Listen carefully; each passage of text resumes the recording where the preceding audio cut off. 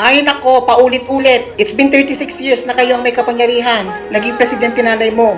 Kapatid mo, naging presidente na rin. Pinabubuksan na noon ng mga Marcoses ang kaso ng tatay mo, pero ayaw nyo. Tapos di ka naniniwala na nanalo si BBM ng 31 million dahil patalo si Lenny Robredo? Ay nako, tama na yung mga papiti effect. The Philippines is not all about Daginos, It's all about sa mga Pilipinong lumaban ng tunay na malayang bansa. Kaya magtulungan na lang tayo. I told myself that the truth will out and we don't have the money that they have. Kung baga, anong panglalaban natin dito? Wala tayong kalaban-laban. Yun ang katotohanan, wala naman talaga kaming kakayanan para labanan ito. Kita naman natin kung gaano yung kanilang kampanya, kung anong naging resulta, ay